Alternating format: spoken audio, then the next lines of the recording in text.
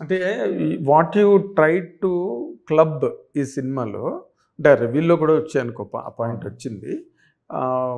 ఇమోషన్ని హారర్ని రెండింటిని మిక్స్ చేసి చెయ్యాలన్న ఒక ప్రయత్నం నాకు కనిపించింది సినిమాలో. ఓకే, బ్యాలెన్స్ అయింది అని అనిపించిందా నీకు? అంటే నేను ఎమోషన్ని హారర్ని బ్లెండ్ చేయాలని నేనైతే అనుకోలేదు సార్. నేను అనుకున్నది there is certainly an emotion in the film. There is an emotion, కాకపోతే ఆ ఎమోషన్ పెట్టడానికి ఒక పర్పస్ ఉంది.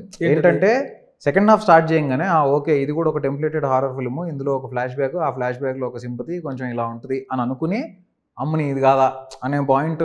అంటే ఆ బేసిక్గా it's a part off screen play treatment. ఆ స్క్రీన్ ప్లే ట్రీట్మెంట్లో ఏంటంటే మనము ఒకసారి రివీల్ చేసేసాక ఇంకెంత ఎక్సైటింగ్గా చెప్పొచ్చు దాన్ని అని అనుకునే ప్రాసెస్లోనే దాన్ని డిఫరెంట్ ట్విస్ట్ అండ్ టర్న్స్ తిప్పుతూ ఎలా ఫైనల్గా క్లైమాక్స్కి తీసుకెళ్దాము అనే పాయింట్లో నేను అనుకున్న ట్రీట్మెంట్ అది.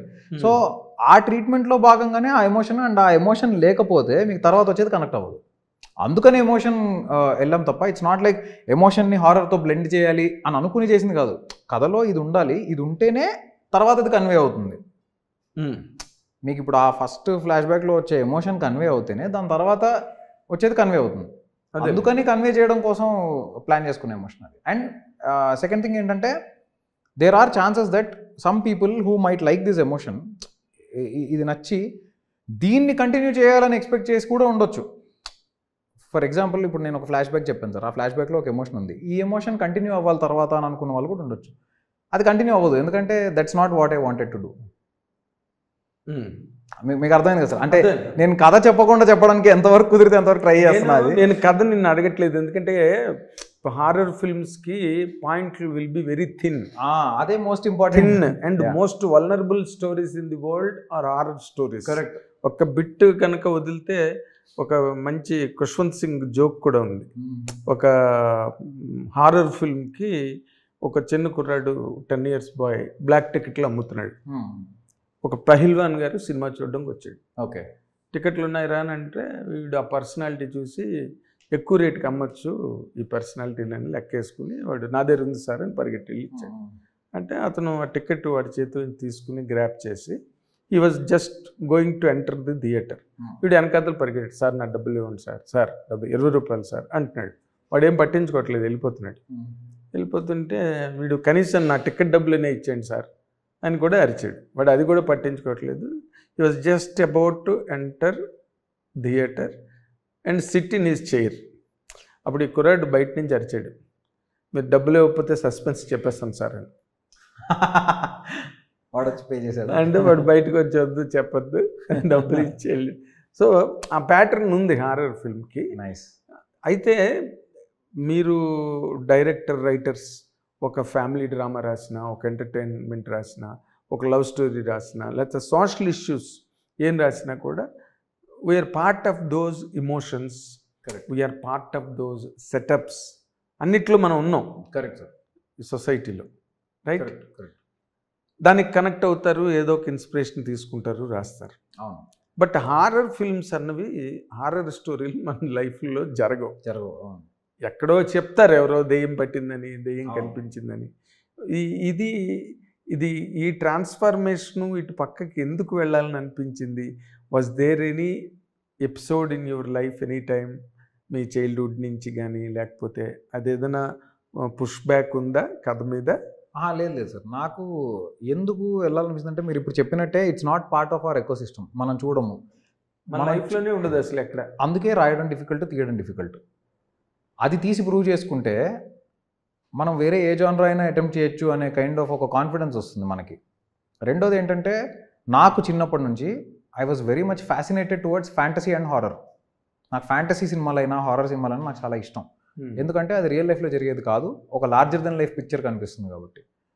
అందుకే నేను హారర్ చూస్ చేసుకున్నాను. అండ్ మోర్ దెన్ ఎనీథింగ్ నాకు హారర్ సినిమాలు ఎందుకు ఇష్టం అంటే కూడా ఆ edge of the seat experience ఇస్తుంది కదా. సో నాకు అలాంటి సినిమాలు చూడడం చాలా ఇష్టం థియేటర్లో. అందుకే నేను పైగా ఇప్పుడున్న సిచ్యువేషన్లో థియేటర్కి జనాలు రావట్లేదు సార్ అంత ఈజీగా.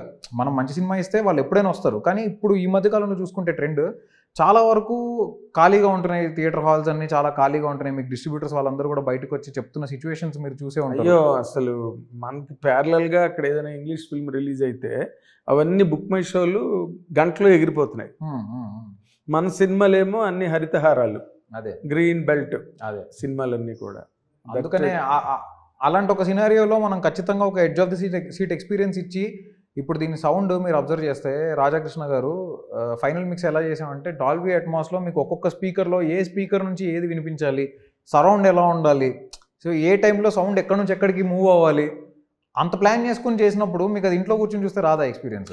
It's only theatrical experience. That is the reason I wanted to make a theatrical film. A movie like Kishkindapuri gives them so much of high. You know why? Because there's a lot of things to play around with sound. And Kishkindapuri has proved, like, you know, the theatrical experience which you are going to get from Kishkindapuri it will be amazing. I'm 100% sure you will enjoy the sound for Kishkindapuri. And please do come to the theaters and watch it in a proper Dolby Atmos room, and you will get 100% satisfaction on the sound. Horror genre ఎంచుకోవడానికి కారణం ఏంటంటే అది ఖచ్చితంగా థియేటర్లో చూడాలని audience కూడా feel అవుతారు. ఇప్పుడు చూడండి, మీరు మౌత్ టాక్ కూడా ఎలా ఉందంటే చాలామంది వెళ్ళి చూడు సినిమా థియేటర్లో చూడని చెప్తున్నారు. ఎందుకు? ఆ సౌండ్, ఆ ఎక్స్పీరియన్స్, ఆ విజువల్, ఓవరాల్గా అవన్నీ కలిపి ఒక మంచి థియేటర్కల్ ఎక్స్పీరియన్స్ ఇచ్చాయి కాబట్టి వాళ్ళే వెళ్ళి 10 మందికి మీరు వెళ్ళి థియేటర్లో చూడండి అని చెప్తున్నారు. కాబట్టి మాకు లక్కీలీ ఇవాళ ఈ పొజిషన్లో ఉన్నాం మేము. అఫ్కోర్స్ ఇప్పుడు మీరు రాసుకున్నప్పటి నుంచి కథని చర్చలు, ఫైనల్ వెర్షన్స్ ఇంత జరుగుతుంది. ఒక కథ తయారు చేసే దానిలో పెద్ద ల్యాబొరేటరీ వర్క్ జరుగుతుంది.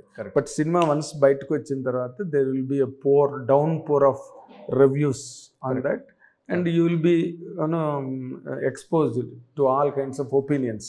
అంతకుముందు చెప్పరు కదా మీరు, 1,00,000 మందికి వచ్చి చెప్పరుగా కథ బయటకు వచ్చి. కరెక్ట్, నలుగురు కూర్చొని తయారు చేసుకుంటారు.